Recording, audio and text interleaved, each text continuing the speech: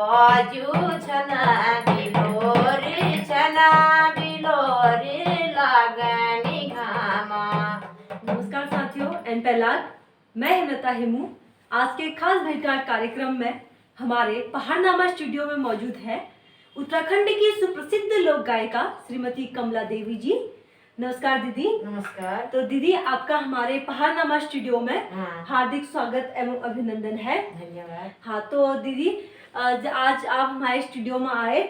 तो साथियों, आज हमारे जो उत्तराखंड की सुप्रसिद्ध लोक गायिका हैं वो आज आपके लिए एक बहुत सुंदर गीत यहाँ पर लेके आ रही हैं। तो दीदी, आप हमारे दर्शकों को कौन सा गीत सुनाना चाह रही हैं और आप ऐसा कौन सा गीत हमारे दर्शकों को सुनाएंगे? बहुत पुरानी चीज सुनो। गाना बोल छू झन दिया बाजू छन बिलोरी लागनी घामा। वाह। छन दिया बाजू छन बिलोरी लागनी घामा। छन दिया बाजू छन बिलोरी लागनी घामा। हाथ धूले हाथ में रोली चंदिया बाजू छना बिलोरी रोते लारोनी चंदिया बाजू छना बिलोरी रोपल धोनी चंदिया बाजू छना बिलोरी चंदिया बाजू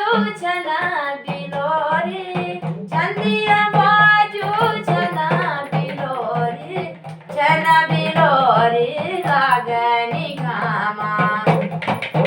हाथ धूली हाथ में रोली चंदिया बाजू छना बिलोरी चंदिया बाजू छना बिलोरी लगनी घामा। बंद जंगलों में घुमायो तारो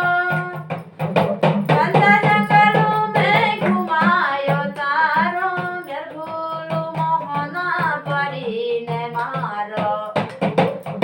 चंदिया बाजू छना बिलोरी लागनी घामा। चंदिया बाजू छना बिलोरी नपमानी चौक। बूट में बूढ़ा किरमोड़ी खाना जाबोनी बाजू जंगल डाना। बूट में बूढ़ा किरमोड़ी खानो जागोनी बाजू जंगल डाना। ने बसा घुघुती मेर तो धाराई जो सुनली मारली डाड़ा। चंदिया बाजू छना बिलोरी लागनी घामा।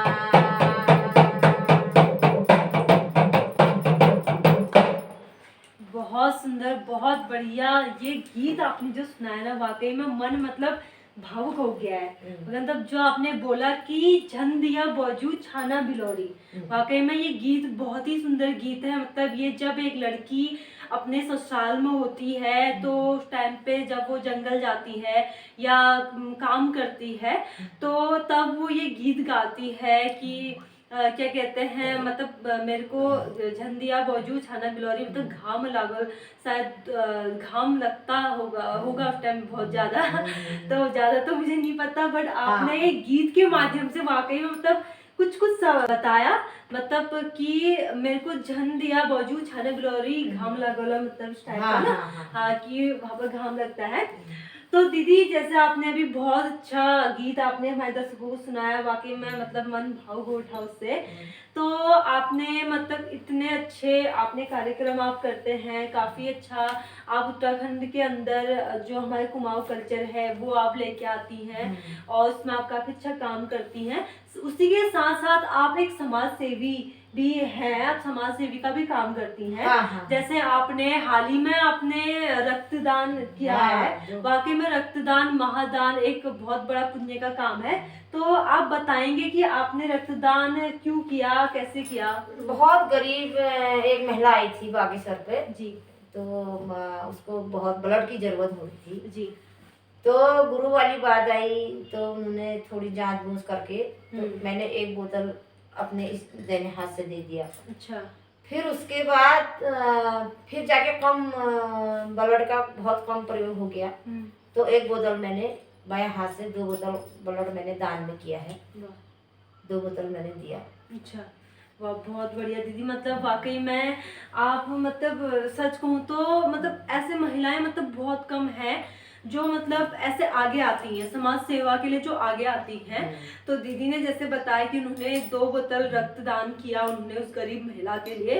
ये वाकई में बहुत बड़ा पुण्य का काम है दीदी, आपने बहुत बड़ा पुण्य का काम किया है। वाकई में रक्तदान और महादान तो एक पुण्य का ही काम है, तो बहुत अच्छा है। मैं तो ये कहूँगी कि जो हमारी जो हमारे उत्तराखंड में कुमाऊं की जितनी भी महिलाएं हैं, तो मैं तो ये कहूँगी कि दीदी से प्रेरणा लेनी चाहिए और मतलब आपको भी हर क्षेत्र में आगे रहना चाहिए, चाहे वो हमारे कुमाऊनी कल्चर के क्षेत्र में हो और इसी टाइप के पुण्य के काम जिसमें हो, जैसे रक्तदान महादान हो, किसी गरीब का भला हो जाए, तो ऐसा। और मैं साथ ही समस्त अभिभावकों से भी कहना चाहूँगी कि आप अपने बच्चों को भी हमारे जो कुमाऊं का कल्चर है, जो उत्तराखंड का कल्चर है, उसके बारे में उनको बताएं, उसकी जानकारी दें। और हमारे ऐसे हमारे जो कुमाऊं, हमारे उत्तराखंड के अंदर जितने भी सुप्रसिद्ध लोक गायक लोक गायिका हैं जो हमारे कुमाऊं के कल्चर को अभी तक सहेजे हुए हैं और उनमें अभी तक वो कार्य करते हुए आ रहे हैं, अभी तक हमारे कुमाऊं कल्चर को सबके सामने लेके आ रहे हैं, तो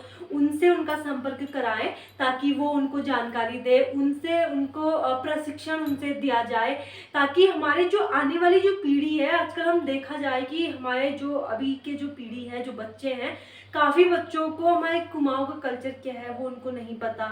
और मतलब क्या कहते हैं हमारे कुमाऊं के अंदर क्या होता है, हमारे जो परिधान है कुमाऊं के, जैसे हमारे कान में क्या पहना जाता है, हमारे नाक में क्या पहना जाता है, गले में क्या पहना जाता है, हमारे सर पे क्या पहना जाता है और हमारे हाथों में क्या पहना जाता है, हमारे जो आजकल के जो बच्चे हैं उनमें किसी को नहीं पता। अगर कभी मम्मी ताई जी चाची जी दीदी बहनें कहते हैं भाभी लोग जब कभी ये चीज़ें पहन लेती हैं तो बच्चे पूछते हैं कि ये क्या है, आपने ये क्या पहन दिया है, क्यों? क्योंकि उन्हें पता ही नहीं उसके बारे में। तो मैं यही कहना चाहूंगी कि आप उनको उन चीज़ों के बारे में बताएं जो हम पहनते हैं, जैसे हम कान में पहनते हैं और जैसे हम माथे पे पहनते हैं मांग टीका हम जिसे कहते हैं, और नाक में नथुली पहनते हैं, हाथ में कहते हैं पौची कहते हैं, गले में भी गुलोबंद जिसे हम कहते हैं।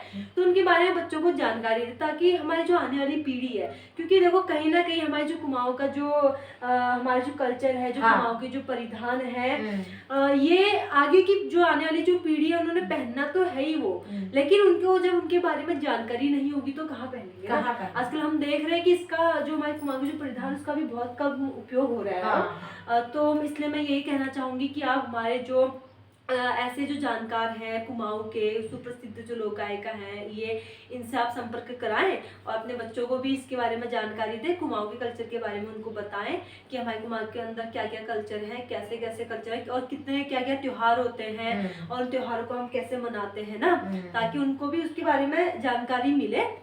तो दीदी जैसे आपने क्या कहते हैं अभी आपने बताया कि आपने रक्तदान महादान किया था और इसके अलावा भी आपने काफी समाज सेवी में आपने काम किया है। जैसे साथियों से गौरा देवी नाम आपने सुना होगा, जिन्होंने कहते हैं पेड़ों को बचाने के लिए चिपको आंदोलन जिसको नाम दिया था, पेड़ों को बचाने के लिए उन्होंने भी काफी संघर्ष किया था, यहाँ तक कि वो पेड़ों पे चिपक गई थी कि नहीं वो पेड़ों पे चिपक गई थी कि पेड़ों को मत काटो करके, पेड़े बहुत ज्यादा कटने लगे तो वो पेड़ों पे चिपक गई, उनके साथ काफी महिलाएं भी थी, तो वो पेड़ों पे चिपक गई कि पेड़े नहीं काटने हैं, ये हमारे वन है, इनको बचाओ जिससे हमारा जंगल सुरक्षित रहेगा करके ना। तो जिनको आज हमारे बच्चे तक जानते हैं, यहाँ तक कि विद्यालय कॉलेजों में उनके बारे में पढ़ाया जाता है कि गौरा देवी कौन थी और चिपको आंदोलन क्या था, इसके बारे में बताया जाता है। तो दीदी जैसे कि आप जड़ी बूटी, हमारे जो कुमाऊं के जो जड़ी बूटी हैं, हाँ हाँ। जिनकी अगर किसी जड़ी बूटी के बारे में आप जानते हैं तो हाँ। मैं चाहूंगी कि आप हमारे दर्शकों को बताएं जड़ी बूटियों के जड़ी बारे में। बूटी में ये जो जिसको चुपड़ की दवा कहते हैं, वो दवा मैं देती हूँ। अच्छा। जो उल्टियाँ हो जाती है बहुत सा बच्चों को हॉस्पिटल में, उसका कोई वो नहीं होता है, घरों की दवा काम करती है, तो वो जड़ी बूटी देती हूँ मैं। और जिसको एक पिल टाइप का हो जाता है, वो उसमें हॉस्पिटल में ले जाया जाता है तो उसको चीरे लग जाता है। हाँ। लेकिन मैं वो ऐसी दवा दे दूंगी, वो जहाँ पर वो दवाई लग जाएगी फोड़ा में, वो वहीं पर ही बैठ जाएगा। अच्छा। तो इस चीज़ को भी मैं दवा देती हूँ, कई एक चीज़ों का दवाई देती हूँ मैं। हाँ। जो हमारे पहाड़ उत्तराखंड की जड़ी बूटी की दवाई होती है। जी।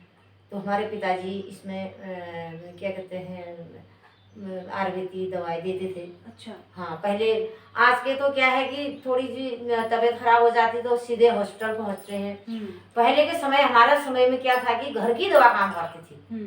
तो चुपड़, जौक, उल्टियाँ होती थी, चुपड़ में खांसी बहुत ज़्यादा होती थी बच्चों को, कहीं पर पक जाता था, फोड़ा हो जाता था, तो घर की दवा चलती थी। तो हॉस्पिटल का हमने नाम नहीं सुना था। जो भी घर में परेशानी हुई तो घर ही में समाधान उसका बनता था।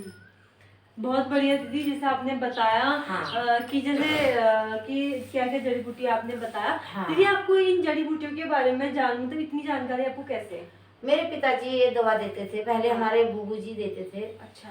उनके गुजरने के बाद हमारे पिताजी ने ये चीज़ संभाला। अच्छा। उसके बाद उन्होंने हमें भी सबको बताया, तो मैं उसी चीज़ को मैं देती हूँ आज, दवा जड़ी बूटी वाली। अच्छा। तो हाँ। बहुत बहुत बढ़िया दीदी। तो साथियों, हमारी जो आज हमारे स्टूडियो में जो मौजूद हैं उत्तराखंड की सुप्रसिद्ध लोक गायिका श्रीमती कमला देवी जी, जो लोक गायिका के साथ साथ एक समाज सेवी भी हैं और जो हमारे जड़ी बूटियों के बारे में भी काफ़ी जानती हैं। उन्होंने अभी आपको बताया कि वो किन किन जड़ी बूटियों के बारे में जानती हैं और वो कहाँ पे काम आते हैं। एक पथरी, वो भी मैं भूल पड़ी जी, मैं आप लोगों को बताना चाहूँगी।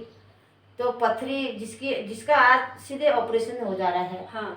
तो उस चीज़ को मैं घर ही में, वो जब मैं वो जड़ी बूटी, जब वो दवाई, जब 1 महीने 15 दिन तक जब उसको वो जड़ी चपाते रहेंगे तो वो पथरी वहीं पर ही ख़त्म हो जाएगी। अच्छा। वो भी हमारे गांव में होती है, सिल्वर करके उसका जड़ का नाम है। अच्छा। तो उस दवा, पथरी का, ये दवा बहुत अच्छी दवा है। अरे वाह दीदी, ये तो आपने बहुत मतलब बहुत बड़ी आपने बात यहाँ पर बोली है। वाकई में पथरी मतलब ऐसी चीज है जिसकी वाकई में ऑपरेशन ही करना पड़ता है। हाँ। ऑपरेशन से ही वो ठीक होता है, ऐसा होता है वाकई में।